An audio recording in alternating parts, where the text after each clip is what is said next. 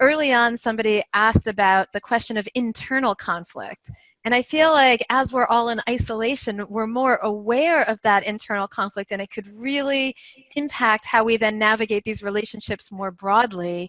So, any thoughts on how we then navigate that challenge? Yeah.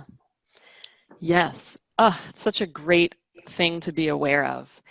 And one of the things that I've had students of mine do is to notice the internal dialogue, and you can even personify it. So if you notice that, part of me wants to say this, but the other part of me wants to say that, or part of me wants to make a decision going this way, and the other part wants to do something the other way, personify those. So I've seen people say, this is Miss has to be right, and this is Ms.,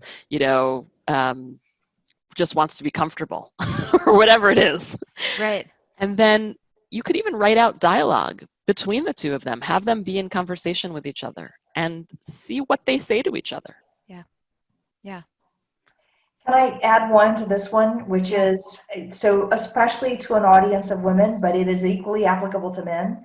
All of us, when we're trying to do something that's new, have a sense of imposter syndrome. Yeah. It's just there. And a lot of that internal turmoil comes from that sense of being an imposter. It's not the only thing, but there's a lot of it. So could you give yourself permission? It's okay. You don't know how to do it.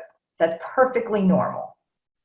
And then that gives you permission to learn how to do it and grow into it, which goes back to this notion of be adaptive. Or to ask people, or to get another perspective, or to change a habit, or to try to do something different. Or there's a lot that comes out of stopping being in this, I can't be this way.